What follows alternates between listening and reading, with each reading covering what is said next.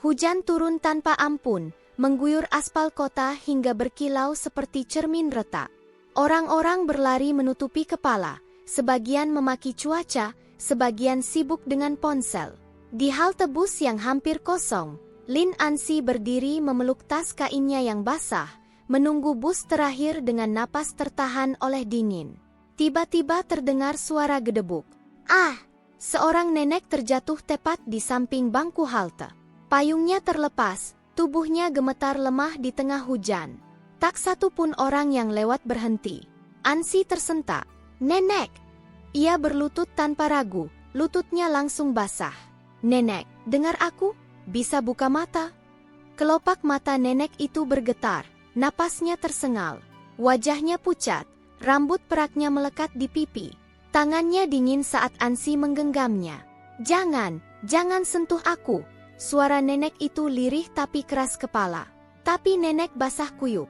Tolong, setidaknya pindah ke bangku, ujar Ansi panik. Suaranya bergetar. Aku panggil ambulans ya? Tidak. Nenek itu mencengkeram pergelangan tangan Ansi dengan sisa tenaga.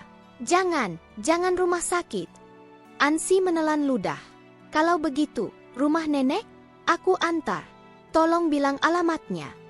Hujan semakin deras. Bus yang ditunggu Ansi lewat tanpa berhenti. Ia menoleh sebentar, lalu kembali menatap wajah nenek itu. Di mata keriput itu ada rasa takut. Bukan takut mati, tapi takut sendirian. Nenek itu terdiam lama, lalu berbisik, Jalan King Yuan, nomor 8. Ansi mengangguk cepat. Ia melepas jaket tipisnya, menutupi bahu nenek itu meski dirinya menggigil. Pegang aku ya. Pelan-pelan. Langkah mereka tertatih di bawah hujan. Ansi hampir terpeleset beberapa kali, tapi ia terus menopang tubuh nenek itu. Setiap tarikan napas terasa berat, bukan hanya karena dingin, tapi karena perasaan aneh, seperti sedang memegang takdir orang lain tanpa sadar. Nak, suara nenek itu tiba-tiba lembut. Kenapa? Kamu menolongku? Ansi terkejut, lalu tersenyum kecil meski matanya panas. Karena, kalau nenekku masih hidup, aku berharap ada orang yang melakukan hal yang sama. Nenek itu menatapnya lama, seolah ingin mengingat wajah itu selamanya. Akhirnya mereka sampai di depan sebuah gerbang besi tinggi. Lampu-lampu taman menyala terang di balik hujan. Rumah itu bukan rumah biasa, megah, sunyi, dan dingin. Ansi terdiam. Nenek, ini rumah nenek? Nenek itu mengangguk pelan. Ansi menekan bel. Beberapa detik kemudian, pintu terbuka. Pelayan berjas rapi membeku melihat pemandangan di depan mereka. Madam Shen? Serunya panik. Apa yang terjadi? Sebelum Ansi sempat bertanya, beberapa orang berlarian keluar. Tatapan tajam dan dingin langsung tertuju padanya. Gadis dengan pakaian murahan, rambut basah, dan sepatu lusuh. Aku hanya mengantar nenek ini pulang, ujar Ansi gugup, melepaskan pegangan tangannya perlahan. Nenek itu tiba-tiba menggenggam tangan Ansi lebih erat. Jangan pergi, katanya lirih, hampir tenggelam oleh hujan. Temani aku, sebentar saja. Ansi menatap tangan keriput yang memegangnya. Di tengah hujan, tanpa ia sadari, satu langkah kecil telah membawanya ke dunia yang sama sekali berbeda, dan takdir mulai menutup pintunya di belakang mereka. Gerbang besi itu menutup perlahan di belakang Lin Ansi dengan suara berat, seolah memutus jalan pulangnya. Hujan tertahan di luar, tapi dingin justru semakin menusuk di dalam dada. Ia berdiri kikuk di aula luas berlantai marmer mengilap, air menetes dari ujung rambutnya ke sepatu lusuh yang kini meninggalkan jejak kotor. Siapa dia? Suara dingin itu datang dari tangga spiral. Seorang pria muda berjas hitam menuruni anak tangga dengan langkah tenang namun tajam. Wajahnya tampan, sorot matanya dingin tanpa rasa ingin tahu, hanya penilaian. Apa dia pencuri? Sambung seorang perempuan muda di belakangnya, menyilangkan tangan. Gaun mahalnya kontras dengan penampilan Ansi yang basah dan sederhana. Ansi refleks mundur selangkah. Aku hanya mengantar nenek ini pulang. Dia pingsan di halte. Di halte? Perempuan itu tertawa kecil, sinis. Nenek bisa menjaga diri sendiri. Tidak perlu belas kasihan murahan. Nona, Ansi berusaha menahan gemetar di suaranya. Nenek hampir tidak sadar. Aku tidak meminta apapun. Madam Shen, yang sejak tadi disangga pelayan, tiba-tiba menegakkan tubuhnya. Wajahnya masih pucat, tapi matanya kini tajam dan hidup. Diam, katanya pelan, namun cukup membuat aula hening. Jika bukan karena gadis ini, mungkin aku sudah mati kedinginan di jalan. Semua terdiam. Pelayan menunduk. Cucu-cucu Madam Shen saling pandang, jelas tidak senang. Bawa aku ke ruang duduk, lanjut Madam Shen. Dan, dia ikut. Ansi terkejut. Nenek, aku tidak apa-apa. Aku bisa pulang. Tinggal, potong Madam Shen. Tangannya menggenggam pergelangan Ansi dengan kekuatan yang tak terduga. Kau basah. Duduklah. Ansi menelan ludah. Ia hanya bisa menurut. Di ruang duduk yang luas, Ansi duduk di ujung sofa, punggungnya tegang. Di seberang, para cucu Madam Shen berkumpul. Tatapan mereka seperti pisau, menimbang, mencurigai. Nama? Tanya pria berjas hitam tadi. Lin Ansi, jawabnya lirih. Pekerjaan? Aku bekerja paruh waktu di toko buku. Perempuan bergaun mahal mendengus. Toko buku? Jadi sekarang modusnya berubah ya? Pura-pura baik? Ansi mengepal jari-jarinya. Aku tidak tahu siapa nenek ini sebelumnya. Aku bersumpah. Madam Shen menghela napas panjang. Jika dia berniat buruk, dia tidak akan menunggu hujan bersamaku di halte selama hampir setengah jam. Ansi menatap nenek itu kaget. Ia sendiri baru menyadari betapa lama mereka berdiri di sana. Pelayan datang membawa handuk dan teh hangat. Saat Ansi hendak menolak, Madam Shen mendorong cangkir itu ke tangannya. Minum, katanya lembut. Nada itu membuat Ansi hampir menangis. Sudah lama tak ada orang berbicara padanya seperti itu. Terima kasih, Nenek. Madam Shen tersenyum tipis. Keriput di wajahnya terlihat lebih lembut. Sudah lama tak ada yang memanggilku begitu. Salah satu cucu laki-laki yang lebih tua akhirnya angkat bicara. Nenek, jangan terlalu percaya orang luar. Dunia tidak sebaik yang nenek pikir. Madam Shen menatapnya tajam. Dan kalian terlalu lama hidup nyaman sampai lupa bagaimana wajah kebaikan yang tulus. Kata-kata itu jatuh berat. Ruangan kembali sunyi. Ansi menunduk, merasa dirinya terlalu kecil di tempat sebesar ini. Ia sadar pakaiannya lusuh, tas kainnya usang, dan sepatunya murah. Setiap detail dirinya seolah berteriak bahwa ia tidak pantas berada di sini. Setelah hujan reda, aku akan pergi, katanya pelan. Madam Shen menggeleng. Tidak malam ini. Hujan deras, dan tubuhku belum pulih. Temani aku sebentar. Tatapan para cucu semakin tidak ramah. Kenapa harus dia? Gumam perempuan itu kesal. Madam Shen menjawab tanpa menoleh. Karena hanya dia yang mau duduk mendengarkan orang tua yang jatuh di pinggir jalan. Ansi mengangkat kepala. Di mata nenek itu, tak ada kecurigaan.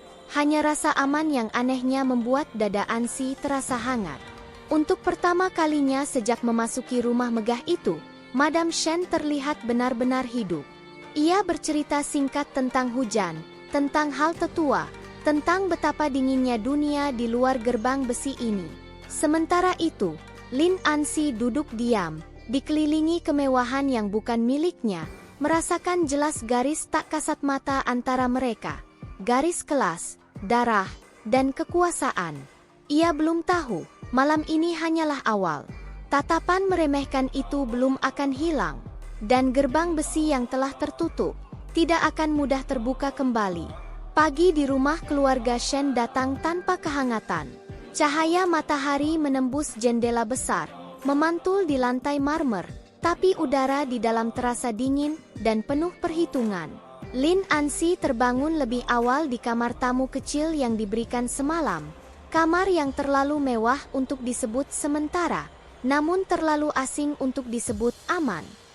Ia baru saja keluar ketika percakapan tertahan terdengar dari balik pintu ruang makan. Dia masih di sini? Suara seorang pria muda terdengar rendah namun tajam. Tentu saja, jawab perempuan bergaun mahal itu sinis.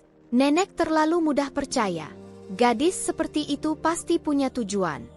Ansi berhenti melangkah. Jari-jarinya mencengkeram ujung lengan bajunya. Kita tidak boleh lengah, lanjut suara lain. Banyak orang ingin mendekati keluarga Shen. Sedikit kebaikan, lalu minta balasan besar. Perut Ansi terasa mengeras. Ia menarik napas dalam-dalam, lalu melangkah pergi tanpa suara. Di kamar Madam Shen, suasana berbeda. Tirai setengah terbuka, angin pagi menggerakkan kain tipis perlahan. Madam Shen duduk bersandar di ranjang, wajahnya tampak letih. Nenek tidak tidur lagi? Tanya Ansi pelan. Madam Shen tersenyum kecil. Sudah tua, mata ini mudah terpejam, tapi hati sulit tenang. Ansi mengambil mangkuk bubur hangat dari meja. Aku suapi, ya. Madam Shen menatapnya lama. Kau tidak jijik? Ansi terkejut. Kenapa harus jijik? Kau tahu siapa aku. Kau tahu rumah ini. Tapi tetap mau menyuapi orang tua yang menyusahkan. Ansi mengaduk bubur perlahan. Waktu kecil, aku sering menyuapi nenekku. Tangannya gemetar seperti ini. Ia tersenyum samar. Rasanya, biasa saja. Madam Shen membuka mulut, menerima satu suapan. Tangannya yang biasanya kaku perlahan rileks. Di luar kamar, seorang pelayan berhenti, mengamati dengan ekspresi ragu, lalu pergi tanpa berkata apa-apa. Tak lama kemudian, pintu terbuka. Ah, begitu caranya. Suara perempuan itu terdengar. Bermain peran cucu berbakti? Ansi tersentak, hampir menjatuhkan sendok. Aku. Keluar, potong Madam Shen dingin. Perempuan itu terdiam, jelas tidak menyangka. Nenek, aku ingin sarapan dengan tenang. Setelah pintu tertutup, keheningan kembali. Ansi menunduk. Maaf, karena aku.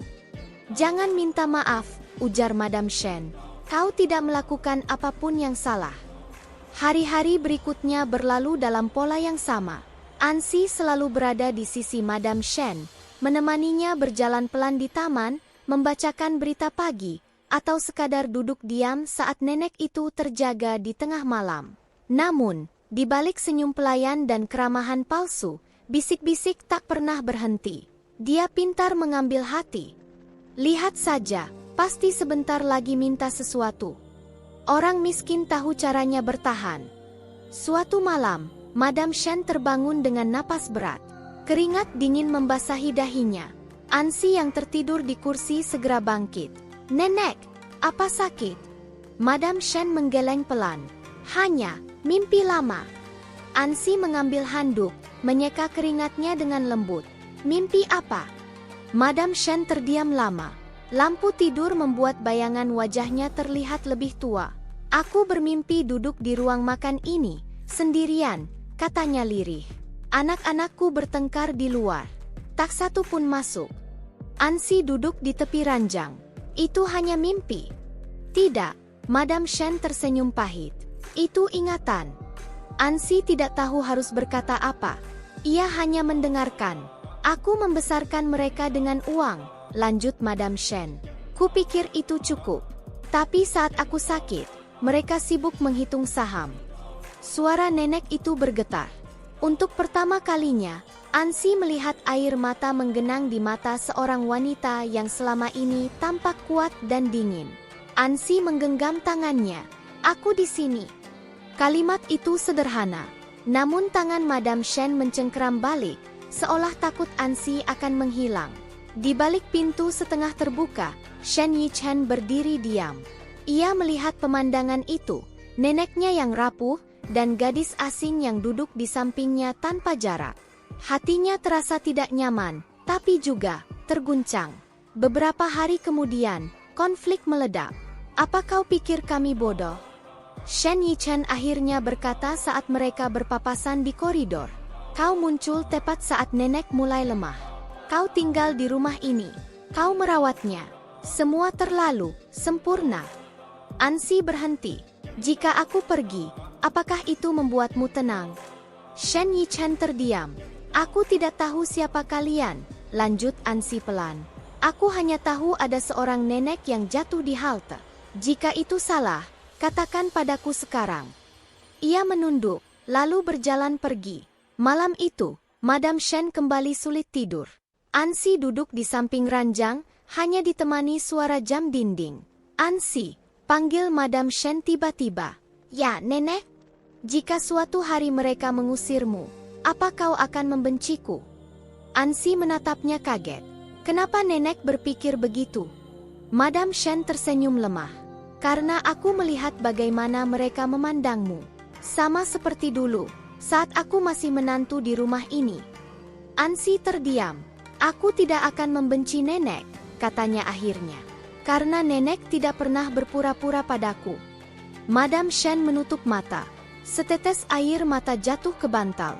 Untuk pertama kalinya dalam bertahun-tahun, ia merasa tidak sendirian, meski dunia di sekelilingnya penuh manipulasi, kecurigaan, dan kepalsuan.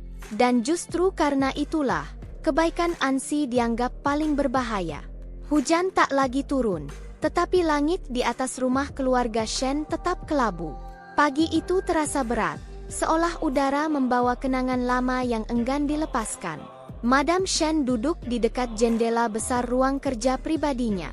Ruangan yang jarang dimasuki siapapun kecuali sekretaris dan pengacara. Di dinding tergantung foto-foto keluarga berbingkai emas. Wajah-wajah tersenyum kaku, pose sempurna, jarak yang rapi.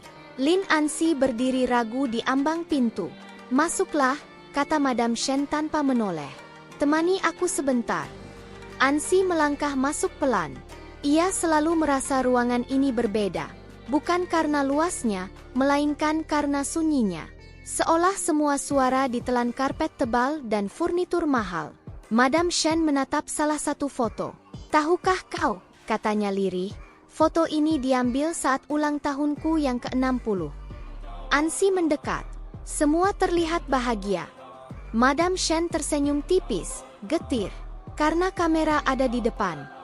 Ia mengangkat tangan, menunjuk satu persatu wajah di foto. Anak sulungku datang terlambat karena rapat. Anak keduaku pulang lebih awal karena penerbangan bisnis.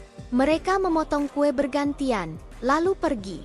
Tak satu pun makan bersama. Ansi terdiam. Hari itu, lanjut Madam Shen, aku duduk sendirian sampai lilin padam sendiri. Sunyi menggantung. Ansi merasakan dada kirinya nyeri, seperti disentuh sesuatu yang tak kasat mata. Madam Shen menoleh padanya. Kau tahu kenapa aku membiarkanmu tinggal di sini meski mereka menentang? Ansi menggeleng. Karena kau tidak menanyakan apa yang bisa kau dapatkan, ujar Madam Shen. Kau hanya bertanya apakah aku sudah makan. Kalimat itu sederhana, tapi berat. Siang itu, Madam Shen meminta Ansi mendorong kursi rodanya ke taman belakang. Taman itu luas, tertata rapi, penuh bunga mahal yang dirawat puluhan tukang kebun. Namun tak ada satupun bangku yang terlihat sering digunakan. Dulu, kata Madam Shen tiba-tiba, aku ingin rumah ini penuh suara. Anak-anak berlarian, cucu-cucu berteriak. Ansi menatap sekeliling. Angin menggerakkan daun, tapi tak ada tawa. Sekarang, lanjut nenek itu, rumah ini hanya penuh jadwal. Ansi mendorong kursi roda itu perlahan. Apakah nenek bahagia? Pertanyaan itu keluar begitu saja, membuat Ansi sendiri terkejut. Madam Shen tertawa kecil, suara yang rapuh. Pertanyaan berbahaya. Ia terdiam lama sebelum menjawab. Aku punya segalanya, kecuali seseorang yang duduk di sampingku tanpa agenda. Sore harinya, suara pertengkaran terdengar dari ruang rapat keluarga. Ansi yang sedang membawa teh berhenti di balik pintu setengah terbuka. Kita harus mulai bicara soal pembagian saham. Suara seorang pria tua terdengar tegas. Nenek belum mati, sahut yang lain kesal. Itu hanya soal waktu. Ansi membeku. Tangannya gemetar, cangkir teh hampir terjatuh. Ia melangkah mundur cepat, jantungnya berdebar. Saat kembali ke kamar Madam Shen, ia mendapati nenek itu sedang menutup mata, seolah sudah tahu segalanya. Mereka ribut lagi? Tanya Madam Shen pelan, tanpa membuka mata. Ansi ragu. Aku, tidak sengaja mendengar. Madam Shen mengangguk kecil. Tidak apa-apa. Mereka selalu begitu. Ansi menelan ludah. Mereka membicarakan warisan. Madam Shen membuka mata, menatap langit-langit. Sudah bertahun-tahun. Nada suaranya datar, seperti membicarakan cuaca. Mereka datang saat aku sehat untuk meminta tanda tangan, lanjutnya. Datang saat aku sakit untuk bertanya tentang rekening. Tapi tak satu pun bertanya, apakah aku takut? Ansi duduk di samping ranjang. Apakah nenek takut? Madam Shen menoleh. Wajahnya yang keras tiba-tiba runtuh.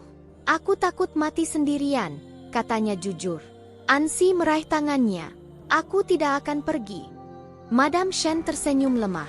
Kau tidak berhutang apapun padaku, Ansi. Mungkin, jawab Ansi pelan, tapi aku memilih tetap di sini.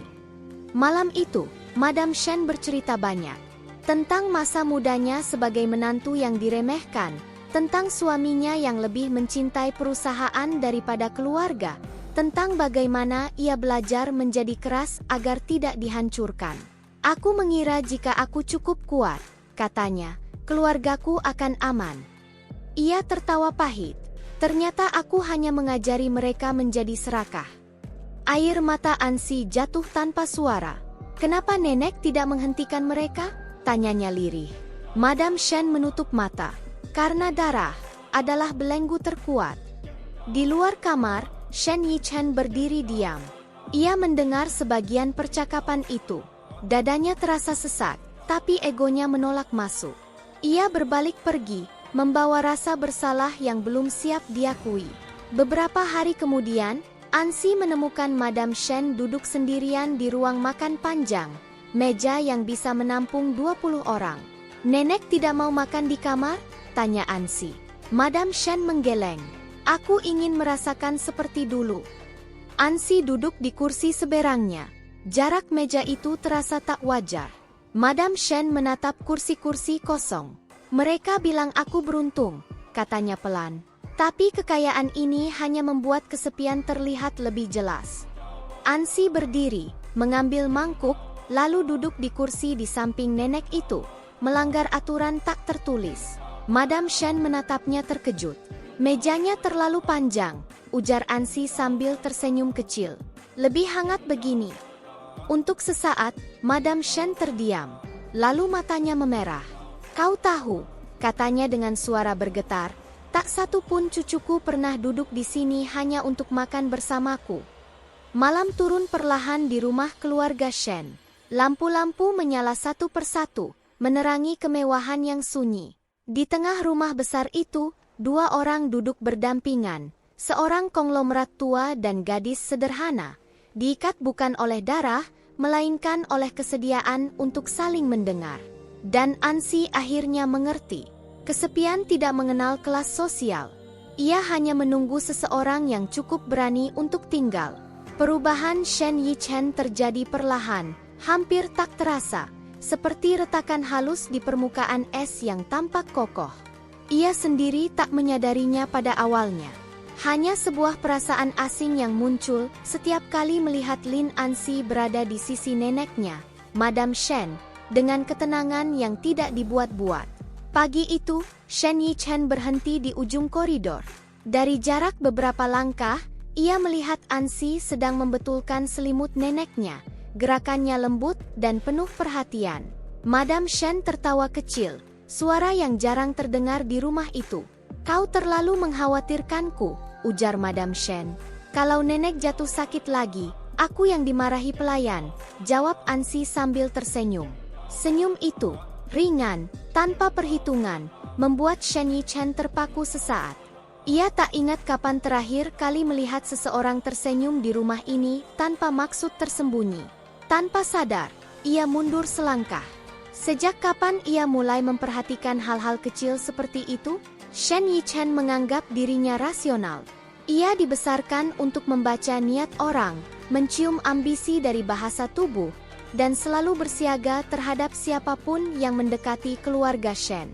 Namun Lin Ansi tidak cocok dengan pola apapun yang ia kenal. Ia tidak bertanya tentang perusahaan, tidak tertarik pada pesta, tidak memanfaatkan nama keluarga Shen. Dan justru karena itulah, Shen Yichen merasa tidak nyaman.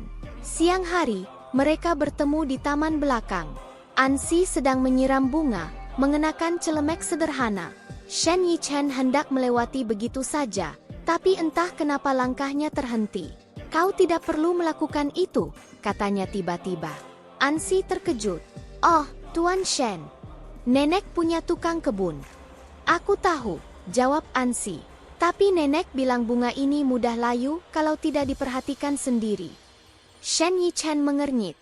"Kau mempercayainya begitu saja?" Ansi menatapnya bingung. "Kenapa tidak?" Pertanyaan sederhana itu membuat Shen Yichen terdiam. Ia terbiasa mempertanyakan segalanya, kontrak, orang, bahkan keluarganya sendiri. Kepercayaan bukan hal yang tumbuh alami di rumah ini. "Jangan terlalu naif," katanya akhirnya, dingin. "Orang bisa memanfaatkanmu." Ansi tersenyum tipis. "Aku tidak keberatan dimanfaatkan, asal bukan untuk menyakiti orang lain." Shen Yichen menatapnya tajam, seolah mencari celah kebohongan. Tapi yang ia temukan hanya ketulusan yang membuatnya gelisah. Malam itu, rumah keluarga Shen mengadakan jamuan kecil. Beberapa kerabat jauh datang, disertai bisik-bisik yang tak pernah ramah. Ansi diminta Madam Shen duduk di sampingnya. "Dia siapa?" tanya seorang bibi dengan senyum palsu. "Temanku," jawab Madam Shen singkat. Senyum itu membeku. Ansi merasakan puluhan pasang mata menilainya. Pakaian sederhananya, caranya menunduk, keberadaannya yang terasa salah, di meja penuh perhiasan dan jas mahal. "Teman?" seseorang tertawa kecil. "Nenek sekarang mudah berteman, ya?" Shen Yichen yang duduk tak jauh dari mereka mengepalkan tangan. Ia hendak mengatakan sesuatu, tapi suara lain lebih cepat. "Bukankah dia gadis yang ditemukan nenek di jalan?" "Ah, jadi itu dia. Pintar sekali." Nada itu penuh makna. Ansi menunduk, jantungnya berdebar. Ia ingin berdiri dan pergi, tapi Madam Shen menggenggam tangannya di bawah meja, isyarat untuk tetap tinggal. "Nenek," kata seorang sepupu perempuan dengan suara manis, "hati-hati saja. Sekarang banyak orang tahu cara mengambil hati orang tua kaya." Suasana menegang. "Cukup," kata Madam Shen dingin. "Jika kalian datang hanya untuk menghinaku lewat orang lain, lebih baik pulang." Jamuan itu berakhir dengan senyum kaku dan hati yang lebih dingin dari sebelumnya. Malam semakin larut. Ansi duduk sendirian di bangku taman, memeluk lututnya. Angin malam menusuk, tapi dadanya lebih perih. "Aku sudah memperingatkanmu." Ansi mendongak. Shen Yichen berdiri beberapa langkah darinya. "Memperingatkan tentang apa?" tanyanya lirih. "Dunia ini tidak adil," jawab Shen Yichen. "Dan kau berdiri di tengahnya tanpa pelindung." Ansi tertawa kecil, getir. "Aku tidak meminta berada di sini." "Lalu kenapa kau tetap tinggal?" tanya Shen Yichen tajam. Ansi terdiam. "Karena ada seseorang yang membutuhkan aku." Shen Yichen menghela napas. "Atau karena kau melihat kesempatan?" Kalimat itu seperti tamparan. Ansi berdiri. "Jika kau benar-benar berpikir begitu, katakan pada nenekmu untuk mengusirku. Aku akan pergi." Ia berbalik, tapi Shen Yichen meraih pergelangan tangannya tanpa sadar. Sentuhan itu membuat keduanya terdiam. Shen Yichen segera melepaskannya, seolah tersadar. "Aku hanya tidak ingin nenek terluka." "Begitu juga aku," jawab Ansi pelan. Untuk sesaat, jarak di antara mereka terasa terlalu dekat. Shen Yichen bisa melihat kelelahan di mata Ansi, kelelahan seseorang yang terus disalahpahami tapi memilih diam. Sejak malam itu, fitnah mulai menyebar terang-terangan. Dia sering terlihat bersama Tuan Muda Shen. Pasti sedang memancing. Perempuan seperti itu tahu cara menempel. Ansi mendengar semuanya. Pelayan tak lagi ramah. Senyum berubah jadi tatapan curiga. Bahkan beberapa kali ia menemukan pintu kamarnya terbuka, barang-barangnya dipindahkan. Namun yang paling menyakitkan bukan itu. Suatu sore, Ansi tanpa sengaja mendengar percakapan di ruang tamu. Yi Chen terlalu dekat dengannya, kata sepupu itu. Kalau nenek terpengaruh, warisan bisa berantakan. Kita harus bertindak sebelum terlambat. Ansi membeku di balik pilar. Malam itu, Madam Shen jatuh sakit. Demam tinggi, napasnya berat. Ansi berjaga sepanjang malam, mengganti kompres, memanggil dokter. Saat Shen Yichen datang, ia mendapati Ansi tertidur di samping ranjang, kepalanya bersandar di tepi kasur, tangan masih menggenggam tangan neneknya. Untuk pertama kalinya, Shen Yichen merasa malu atas kecurigaannya sendiri. Beberapa hari kemudian, fitnah mencapai puncaknya.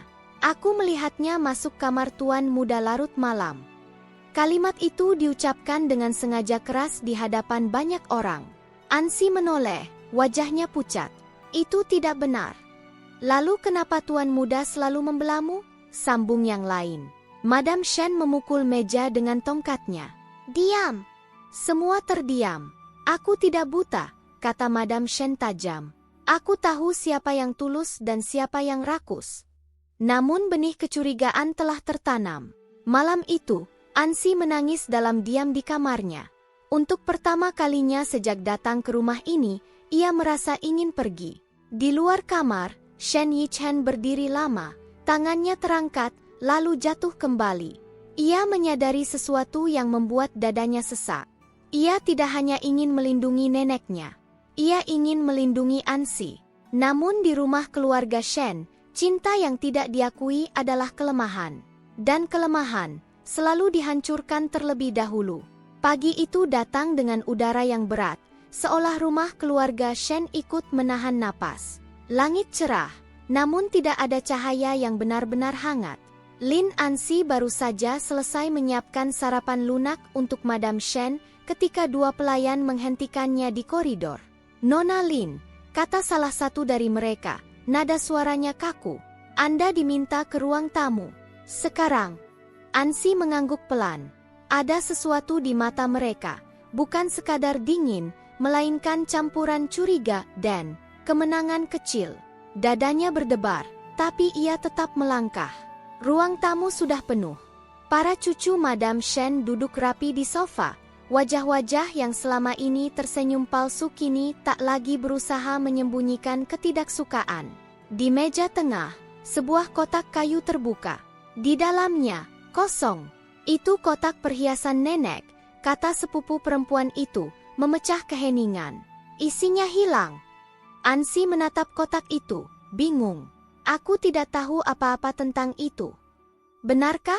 Sahut pria lain dingin. Pelayan melihatmu keluar dari ruang kerja nenek tadi malam. Aku hanya mengantar teh, jawab Ansi cepat. Dan nenek ada di sana. Sayangnya, perempuan itu menyilangkan tangan, nenek sekarang tidak sadar. Kalimat itu seperti pisau. Ansi menoleh ke arah kamar Madam Shen, jantungnya berdegup kencang. Kami sudah memeriksa kamarmu, lanjutnya tanpa ragu. Tidak ada barang nenek di sana. Tapi itu tidak membuktikan apapun. Orang secerdikmu pasti tahu cara menyembunyikannya. Ansi mengepal tangannya. Jika kalian ingin memeriksa lagi, silakan. Aku tidak mengambil apapun. Cukup, potong pria tertua di ruangan itu. Kami tidak ingin memperbesar masalah. Tapi mulai hari ini, kau harus pergi. Ansi terdiam. Pergi? Suaranya nyaris tak terdengar. Ya, jawabnya tegas. Kami sudah terlalu lama bersikap lunak. Nenek terlalu terpengaruh olehmu. Ansi menelan ludah. Setidaknya, biarkan aku berpamitan pada nenek. Tidak perlu, jawab perempuan itu cepat. Kondisinya kritis. Jangan menambah beban. Kata-kata itu menghancurkan sisa kekuatan Ansi. Ia berdiri di tengah ruangan mewah itu, sendirian, tanpa pembelaan. Pintu ruang tamu terbuka tiba-tiba. Berhenti. Semua menoleh. Shen Yichen berdiri di ambang pintu, wajahnya tegang. Apa yang kalian lakukan? Kami menyelesaikan masalah, jawab sepupunya dingin. Gadis ini mencuri. Itu tuduhan, kata Shen Yichen tajam. Mana buktinya? Apakah kau membelanya lagi? Perempuan itu tersenyum sinis. Atau kau juga terlibat? Shen Yichen menatap Ansi. Wajah gadis itu pucat, matanya merah tapi kering. Tidak ada kepanikan berlebihan, tidak ada drama, hanya luka yang ditahan mati-matian. Ansi tidak seperti itu, katanya pelan namun tegas. Cukup, Yichen, sela pria tua itu. Jangan biarkan emosi mengaburkan penilaianmu. Emosi. Shen Yichen tertawa pahit. Justru karena terlalu lama tanpa emosi, kita menjadi seperti ini. Namun keputusannya sudah dibuat. Seorang pelayan menyerahkan tas Ansi. Barang-barangnya telah dikemas seadanya. Pemandangan itu membuat dadanya sesak. Semua terjadi terlalu cepat, terlalu dingin. Ansi menerima tas itu dengan kedua tangan. Ia menunduk dalam-dalam. Terima kasih, katanya pelan. Kata itu membuat beberapa orang terdiam sejenak. Ia berjalan menuju pintu tanpa menoleh lagi. Di koridor, ia berhenti. Dari balik pintu kamar Madam Shen, terdengar suara alat medis yang pelan, teratur. Ansi menutup mata. Tangannya gemetar. Aku tidak bisa masuk? Tanyanya pada pelayan di depan pintu. Pelayan itu menggeleng, ragu. Maaf, Nona. Ansi mengangguk. Ia menyelipkan sepucuk surat kecil di bawah pintu. Tulisan tangannya sederhana, kertasnya biasa. Nenek, maaf aku pergi tanpa pamit. Terima kasih sudah membuatku merasa tidak sendirian. Jaga kesehatan. Aku tidak menyesal bertemu dengan nenek. Ansi, itu saja. Tidak ada penjelasan, tidak ada pembelaan. Karena ia tahu, kebenaran yang diteriakkan di tempat ini tidak pernah benar-benar didengar. Saat Ansi melangkah keluar dari gerbang besi keluarga Shen, hujan turun lagi, seperti malam pertama mereka bertemu. Kali ini, tidak ada yang menggenggam tangannya. Ia berjalan lurus, punggungnya tegak meski air mata akhirnya jatuh. Tidak ada isak, hanya napas yang sedikit tersendat. Di dalam rumah, Shen Yichen berdiri mematung di depan ruang tamu yang kini kosong. Ia memandang kotak perhiasan itu lama, lalu menutupnya perlahan. Ia tahu keluarga ini tidak membutuhkan bukti, hanya kambing hitam. Malam itu, Madam Shen terbangun sebentar. Matanya bergerak gelisah, mencari sesuatu. Ansi, bisiknya lemah. Tak ada jawaban. Beberapa jam kemudian, perhiasan itu ditemukan, terselip rapi di laci rahasia ruang kerja, tempat yang hanya diketahui satu orang. Sepupu yang paling vokal menuduh. Namun saat kebenaran muncul, Lin Ansi sudah pergi jauh. Dan untuk pertama kalinya, keluarga Shen merasakan sesuatu yang asing dan tidak bisa dibeli dengan uang. Penyesalan. Sementara itu, di kamar rumah sakit yang sunyi, Madam Shen menatap pintu kosong dengan mata basah. Tak tahu bahwa satu-satunya orang yang benar-benar tinggal, telah diusir oleh darahnya sendiri. Hari pemakaman Madam Shen berlangsung megah, sebagaimana hidupnya. Langit cerah tanpa hujan, seolah dunia sengaja menahan air mata. Karangan bunga memenuhi halaman rumah keluarga Shen, nama-nama besar tercetak rapi di pita putih. Rekan bisnis, pejabat, orang-orang yang datang bukan karena kehilangan, melainkan kewajiban. Di tengah keramaian itu, keheningan justru terasa lebih menusuk. Para cucu berdiri berjajar mengenakan pakaian hitam, wajah-wajah mereka muram namun tegang. Tidak ada yang benar-benar menangis. Mata mereka lebih sibuk saling melirik, menghitung sesuatu yang tak diucapkan. Shen Yichen berdiri sedikit terpisah. Tatapannya kosong, tertuju pada foto Madam Shen yang tersenyum tenang di altar. Sejak hari Ansi diusir, neneknya tak pernah benar-benar sadar lagi. Dan saat ia pergi, satu nama terus disebut, pelan, nyaris tak terdengar. Ansi. Upacara selesai. Para tamu mulai meninggalkan rumah satu persatu. Namun keluarga inti tidak bubar. Mereka diarahkan ke ruang kerja Madam Shen. Ruangan yang selama ini menjadi pusat kekuasaan, keputusan, dan rahasia. Meja panjang di tengah ruangan dipenuhi map dan dokumen. Seorang pria parubaya berjas abu-abu duduk di ujung meja, pengacara pribadi Madam Shen selama puluhan tahun. Terima kasih sudah hadir, katanya dengan suara datar. Sesuai permintaan mendiang Madam Shen, Hari ini wasiat akan dibacakan. Udara seketika menegang. Beberapa cucu menyilangkan tangan, sebagian lain duduk lebih tegak. Tidak ada yang berbicara, namun ambisi berdesakan di balik mata mereka.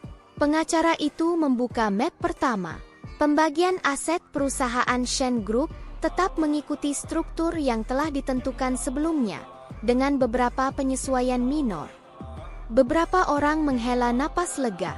Namun, lanjutnya, ada satu bagian khusus yang diminta mendiang Madam Shen untuk dibacakan tanpa interupsi. Shen Yichen menegakkan tubuhnya. Pengacara itu mengeluarkan selembar kertas tulisan tangan.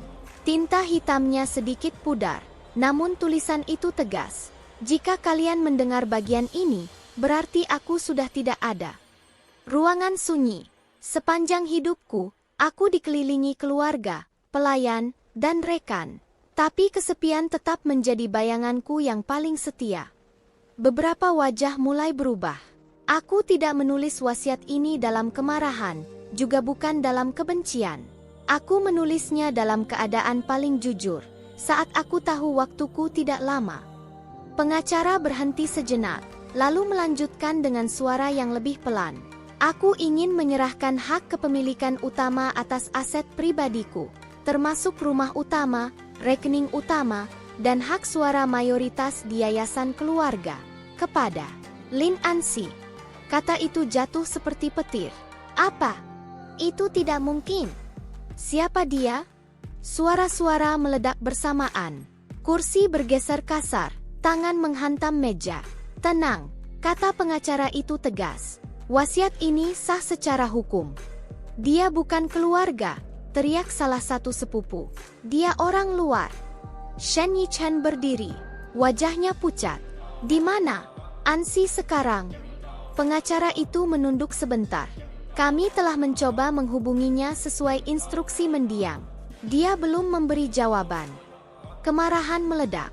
Ini manipulasi. Dia mempermainkan nenek. Perempuan itu pasti sudah merencanakannya. Pengacara itu mengangkat tangan. Ada satu bagian lagi. Ruangan kembali sunyi. Kali ini dipenuhi napas berat.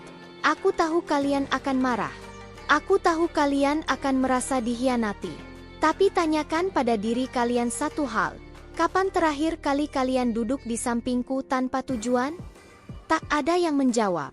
Lin Ansi tidak pernah memintaku apapun. Dia tidak tahu siapa aku saat menolongku. Dia tidak tahu apa yang bisa dia dapatkan. Dia hanya tahu aku takut. Beberapa mata mulai memerah. Entah karena emosi atau kenyataan yang telanjur dihindari. Pada malam-malam terakhirku, saat napasku berat dan pikiranku gelap, hanya satu tangan yang menggenggam tanganku. Pengacara berhenti. Suaranya sedikit bergetar saat membaca kalimat terakhir. Hanya dia yang memegang tanganku saat aku takut mati sendirian. Keheningan turun sepenuhnya. Tidak ada lagi bantahan. Tidak ada lagi teriakan. Hanya suara detak jam tua di dinding. Jam yang sering diperbaiki Ansi karena Madam Shen suka mendengarnya berdetak saat malam.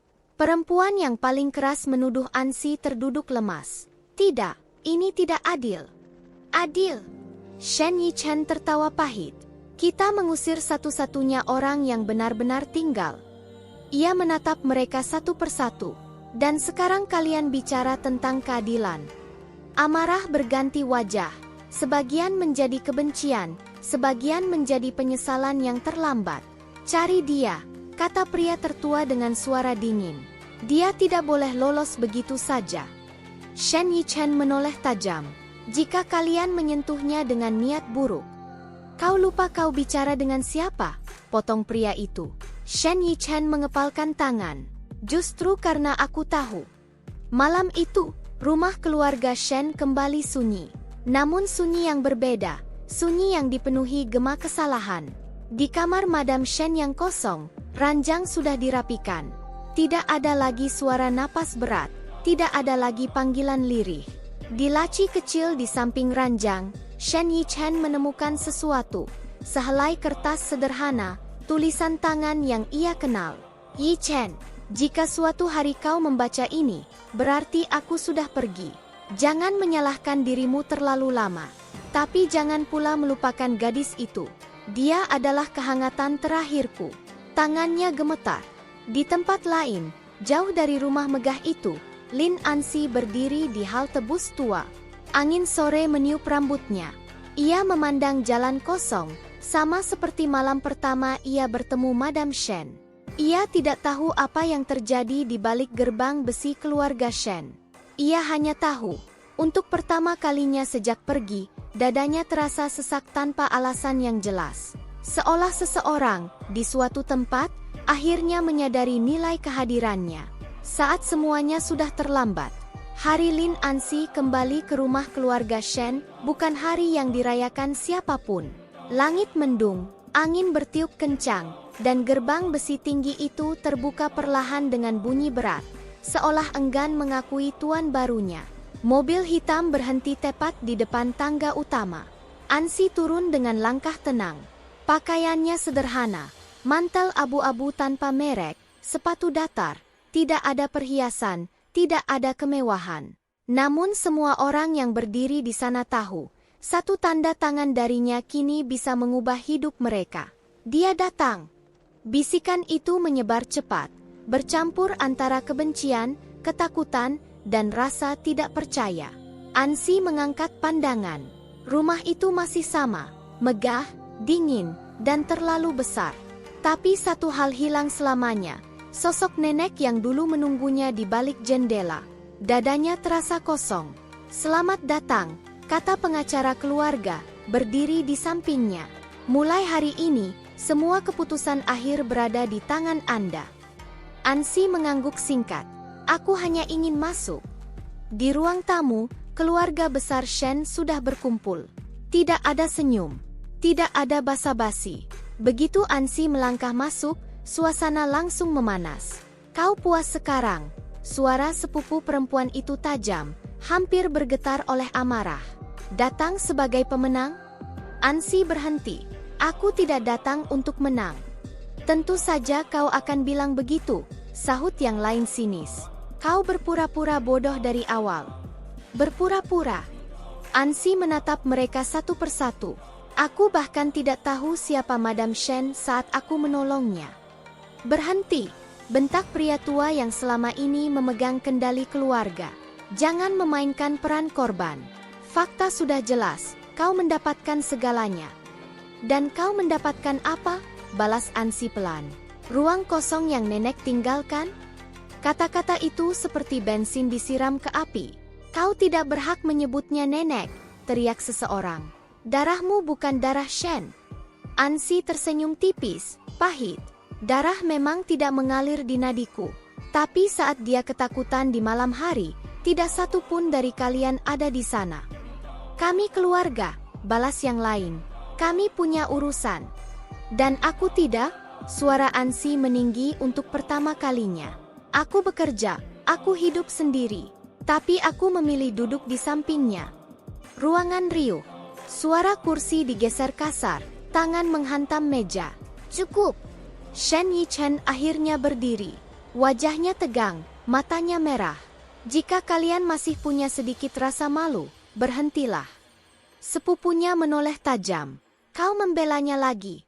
"Aku membela kebenaran," jawab Shen Yichen.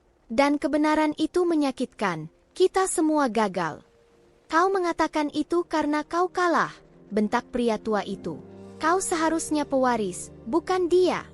Shen Yichen tertawa pahit. "Jika menjadi pewaris berarti mengusir orang yang nenek percayai, aku tidak mau." "Pengkhianat," gumam seseorang. Ansi mengangkat tangan. "Aku tidak ingin perang." Semua menoleh. "Aku tidak datang untuk merebut apapun," lanjutnya. "Wasiat itu bukan permintaanku." "Lalu kenapa kau kembali?" tanya sepupu perempuan itu tajam. "Untuk pamer kekuasaan?" Ansi menatap lantai sesaat, lalu mengangkat wajahnya. Matanya berkaca-kaca, tapi suaranya tenang. "Karena nenek tidak sempat melihat rumah ini tanpa kebencian." Keheningan jatuh. "Aku kembali," katanya pelan, "karena dia ingin keluarga ini berhenti saling mencabik." Tawa sinis terdengar. Kau pikir kau bisa mengatur kami? Aku tidak ingin mengatur, jawab Ansi. Aku hanya ingin menghentikan. Pria tua itu menyeringai dingin. Kau terlalu naif untuk memegang kekuasaan sebesar ini. Mungkin, kata Ansi, tapi nenek tahu itu. Ia melangkah maju, berdiri di tengah ruangan. Mulai hari ini, semua keputusan strategis perusahaan akan ditinjau ulang. Yayasan keluarga akan difokuskan pada perawatan lansia. Apa? Potong yang lain. Itu uang kami. Uang nenek, koreksi Ansi. Dan aku hanya menjalankan keinginannya. Pertengkaran meledak. Saling tuding, teriakan, tuduhan lama yang akhirnya keluar semua. Kau mencuri masa depan kami. Kau memanipulasi orang tua. Kau datang dari bawah dan ingin naik ke atas kami. Ansi berdiri di tengah badai kata-kata itu, tubuhnya gemetar. Bukan karena takut, tapi karena lelah. Apa kalian tahu? Katanya tiba-tiba. Suaranya pecah. Apa permintaan terakhir nenek? Tidak ada yang menjawab. Dia bilang, lanjut Ansi dengan napas tertahan. Jika suatu hari mereka bertengkar karena uangku, berarti aku gagal sebagai ibu. Suara Ansi bergetar. Dan sekarang, kalian membuktikannya. Ruangan sunyi sesaat. Sepupu perempuan itu tiba-tiba tertawa, suara yang hampir histeris. Jadi sekarang kau juga menghakimi kami? Aku menghakimi diriku sendiri, jawab Ansi. Karena aku berharap, kalian akan berubah. Air mata akhirnya jatuh. Ansi mengusapnya cepat, seolah marah pada dirinya sendiri. Apakah kau bahagia sekarang? Tanya Shen Yichen pelan dari sampingnya. Ansi menoleh. Tatapan mereka bertemu. Tidak, jawabnya jujur. Aku ingin menukar semuanya, asal bisa mendengar dia memanggil namaku sekali lagi. Wajah Shen Yichen runtuh. Pertengkaran belum selesai. Beberapa anggota keluarga meninggalkan ruangan dengan marah, mengancam gugatan, mengancam pemisahan aset. Yang lain duduk terdiam, dipukul oleh kenyataan. Malam turun perlahan.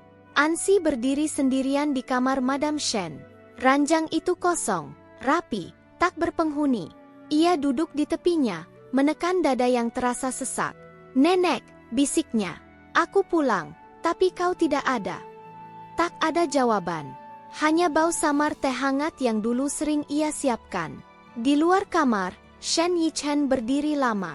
Ia mengangkat tangan, ragu, lalu mengetuk pelan. Masuk, suara Ansi lirih. Shen Yichen melangkah masuk. Mereka tidak akan berhenti, katanya. Kau tahu itu? Ansi mengangguk. Aku tahu. Lalu kenapa kau tetap di sini? Ansi menatap jendela. Karena jika aku pergi, semua yang nenek percayakan akan hilang. Shen Yichen menunduk. Aku minta maaf. Ansi menoleh. Untuk apa? Untuk tidak menghentikan mereka saat kau difitnah, katanya. Untuk membiarkanmu pergi. Ansi tersenyum tipis. Jika kau menghentikan mereka saat itu, nenek mungkin akan semakin diserang. Dan sekarang?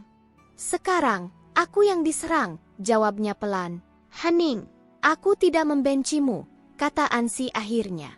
Tapi aku juga tidak punya tenaga untuk mencintai siapapun sekarang. Kata-kata itu menusuk lebih dalam daripada amarah. Malam itu, keluarga Shen benar-benar terpecah. Telepon berdering tanpa henti, pengacara, media, dewan direksi. Dunia luar mulai mencium skandal. Sementara itu, Ansi duduk sendirian di ruang makan panjang, meja yang dulu ia dekatkan kursinya agar nenek tidak merasa jauh. Ia menyentuh permukaan meja dengan ujung jari. Kekuasaan, bisiknya, ternyata tidak bisa menghangatkan siapapun. Di luar, gerbang besi tertutup kembali. Kali ini bukan untuk mengusirnya, tapi untuk melindunginya. Namun di dalam, Ansi tahu satu hal dengan jelas. Ia telah memenangkan segalanya, kecuali orang yang paling ingin ia lindungi. Pagi di rumah keluarga Shen terasa berbeda. Bukan lagi tegang seperti medan perang, bukan pula sunyi seperti rumah berkabung. Udara masih berat, tapi kini mengandung sesuatu yang lebih jujur. kelelahan setelah terlalu lama bertarung. Lin Ansi duduk sendirian di ruang kerja Madam Shen. Di hadapannya terbentang dokumen-dokumen tebal, laporan keuangan, kepemilikan saham, rencana ekspansi. Semua ini sekarang berada di bawah kendalinya. Kekuasaan yang dulu diperebutkan dengan licik, kini jatuh ke tangannya tanpa ia minta. Namun Ansi tidak merasa menang. Ia menutup map terakhir, lalu menatap foto Madam Shen di atas meja. Foto lama, tanpa bingkai emas, hanya potret sederhana seorang wanita tua yang tersenyum lelah. "Nenek," bisiknya, "aku tidak pandai memainkan permainan mereka." Seolah menjawab, bayangan masa lalu terlintas di benaknya. Suara Madam Shen yang pelan namun tegas, tangan keriput yang menggenggam tangannya di malam sunyi. "Jangan biarkan kekayaan ini mengubahmu menjadi seperti kami." Ansi menghela napas panjang. Ia menekan tombol intercom. "Tolong panggil semua anggota keluarga dan dewan direksi ke ruang rapat," katanya.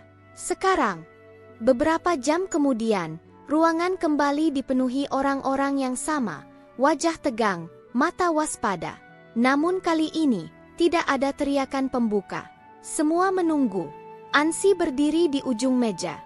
Ia tidak mengenakan jas mahal, hanya kemeja putih sederhana. Namun caranya berdiri membuat ruangan itu hening.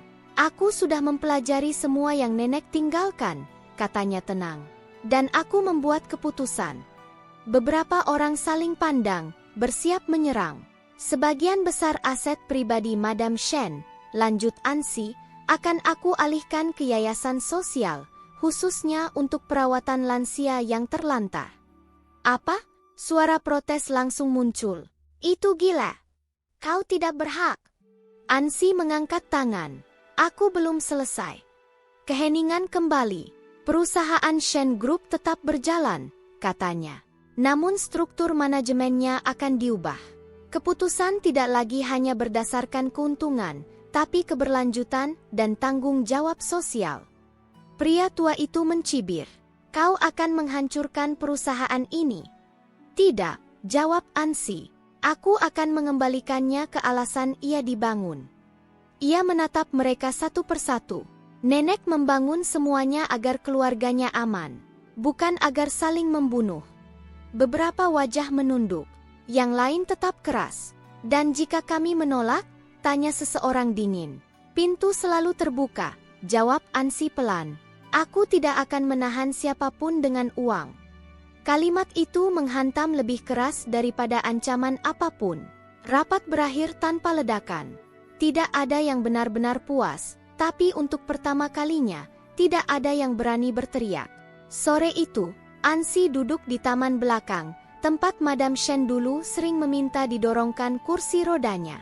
Angin sepu-sepu membawa aroma bunga. Untuk pertama kalinya sejak kembali, dadanya terasa sedikit lebih ringan. "Kau benar-benar melakukannya." Ansi menoleh. Shen Yichen berdiri beberapa langkah darinya. "Aku hanya melakukan yang seharusnya," jawab Ansi. Shen Yichen duduk di bangku seberangnya. Lama ia terdiam, seolah sedang mengumpulkan keberanian. "Aku minta maaf," katanya akhirnya. Ansi menatapnya. "Bukan maaf yang sopan," lanjut Shen Yichen. "Tapi maaf yang seharusnya kukatakan sejak lama. Aku meragukanmu. Aku membiarkan mereka menyakitimu. Dan aku berpikir aku melindungi nenek, padahal aku hanya melindungi diriku sendiri." Tangannya mengepal. "Jika aku sedikit lebih berani saat itu, kau tidak akan diusir." Ansi menunduk. Angin menggerakkan rambutnya. "Aku marah," katanya jujur. "Bukan hanya padamu, pada semuanya." Shen Yichen mengangguk. "Aku tahu. Tapi aku juga lelah," lanjut Ansi. "Terlalu lelah untuk membenci." Ia mengangkat wajahnya. "Aku memaafkanmu, Yichen. Bukan karena kau benar, tapi karena aku tidak ingin hidup seperti mereka, menggenggam dendam lebih erat daripada manusia." Kata-kata itu membuat mata Shen Yichen memerah. "Terima kasih," katanya lirih. Hening menyelimuti mereka. "Lalu, bagaimana denganmu?" tanya Shen Yichen pelan. "Setelah semua ini?" Ansi memandang langit. "Aku tidak tahu. Tapi aku tahu satu hal, aku tidak ingin menjadi boneka dari harta ini. Ia tersenyum kecil. Jika suatu hari aku pergi, aku ingin pergi dengan kakiku sendiri. Shen Yichen tersenyum pahit. Nenek pasti bangga. Malam itu, Ansi kembali ke kamar Madam Shen. Ia membuka jendela, membiarkan udara malam masuk. Di meja kecil, ia meletakkan secangkir teh, kebiasaan lama yang belum bisa ia lepaskan. Besok aku akan lebih kuat, bisiknya ke ruang kosong. Hari ini, izinkan aku lemah sebentar. Di luar kamar, rumah besar itu masih penuh konflik yang belum sepenuhnya padam. Namun untuk pertama kalinya, keputusan yang diambil bukan didorong oleh ketakutan atau keserakahan, melainkan pilihan hati. Dan mungkin, itulah warisan yang sebenarnya. Pagi di pemakaman itu tenang, hampir terlalu tenang. Kabut tipis menggantung rendah di antara batu-batu nisan, membuat dunia seolah bergerak lebih lambat dari biasanya. Lin Ansi berdiri di depan sebuah makam sederhana, tidak sebesar nama yang terukir di atasnya, tidak semegah rumah yang pernah ditinggali pemiliknya. Shen Ruolan, Ibu, Nenek, konglomerat. Ansi meletakkan sebuket bunga krisan putih di depan batu nisan itu. Bunganya sederhana, dibeli dari penjual kecil di sudut jalan. Madam Shen dulu menyukai bunga mahal, tapi Ansi tahu, di saat-saat terakhirnya, nenek itu lebih menyukai hal-hal yang jujur. Angin berembus pelan. Ansi merapatkan mantelnya. Nenek, katanya lirih, suaranya hampir tenggelam oleh sunyi. Aku datang. Tak ada jawaban. Tentu saja tidak ada. Tapi Ansi tetap berdiri, seolah menunggu seseorang yang terlambat keluar rumah. Ia teringat malam terakhir mereka bersama, malam yang bahkan tidak sempat diucapkan selamat tinggal. Madam Shen terbaring lemah, napasnya putus-putus. Ansi menggenggam tangannya, merasakan dingin merambat perlahan. Jika aku pergi lebih dulu, bisik Madam Shen saat itu, jangan biarkan hatimu menjadi dingin seperti rumah ini. Ansi menutup mata, dadanya menghangat dan perih bersamaan. Aku tidak tahu apakah aku sudah melakukannya dengan benar, katanya pelan. Aku membuat banyak orang membenciku. Aku mengubah hal-hal yang seharusnya sudah lama berubah. Ia tersenyum pahit, dan aku kehilanganmu. Beberapa langkah di belakangnya, Shen Yichen berdiri diam. Ia tidak mendekat, tidak ingin mengganggu. Tangannya menggenggam mantel hitamnya, wajahnya lebih dewasa dari terakhir kali Ansi melihatnya, seolah bulan-bulan terakhir telah memaksa waktu bergerak lebih cepat. Sejak keputusan Ansi diumumkan, keluarga Shen berubah.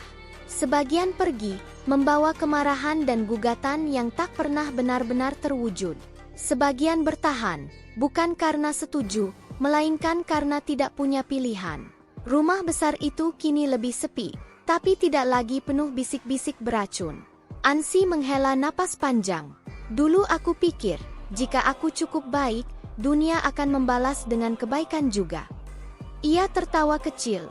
Ternyata tidak. Ia berjongkok, menyentuh batu nisan itu dengan ujung jarinya. Dingin, tapi aku tidak menyesal, lanjutnya. Karena jika aku harus memilih lagi, aku tetap akan berhenti di halte itu. Aku tetap akan menggenggam tangan nenek. Angin menggerakkan daun-daun kering di sekitar makam.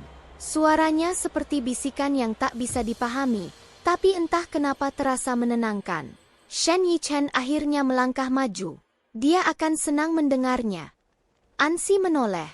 Kau datang. Sudah seharusnya, jawab Shen Yichen. Ia berdiri di samping Ansi, menjaga jarak yang sopan. Hari ini, genap 1 tahun sejak nenek pergi. Ansi mengangguk. Waktu terasa aneh, terlalu cepat dan terlalu lambat sekaligus. Apa kau akan pergi setelah ini? Tanya Shen Yichen. Ansi terdiam sejenak. Ya, Shen Yichen tidak terkejut. Ia hanya mengangguk pelan. Aku sudah menyerahkan sebagian besar tanggung jawab harian perusahaan ke tim profesional, lanjut Ansi. Aku tetap memegang arah, tapi aku tidak akan tinggal di rumah itu lagi. Kemana? Shen Yichen bertanya, meski ia tahu ia tidak berhak menahan. Ke kota kecil di selatan, jawab Ansi. Ada panti jompo yang sedang dibangun. Yayasan akan memulai dari sana. Shen Yichen tersenyum tipis. Kedengarannya seperti sesuatu yang akan nenek banggakan. Dia tidak pernah meminta aku menjadi hebat, kata Ansi pelan. Dia hanya ingin aku menjadi manusia. Mereka terdiam. Matahari perlahan naik, mengikis kabut sedikit demi sedikit.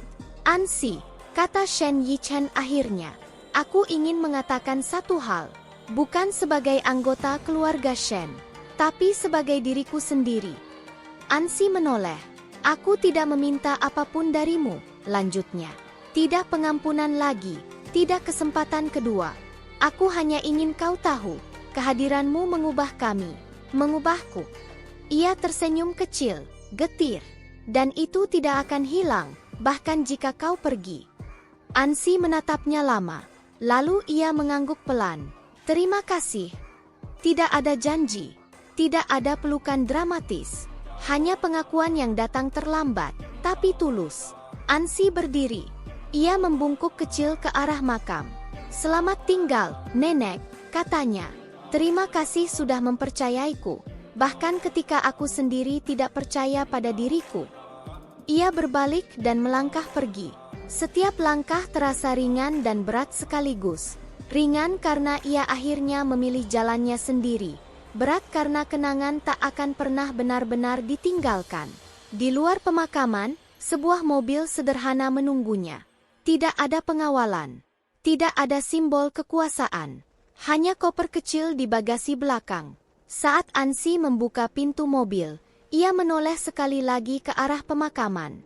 Di balik semua pertengkaran, fitnah, dan air mata, ia akhirnya mengerti sesuatu yang Madam Shen pahami terlambat dalam hidupnya.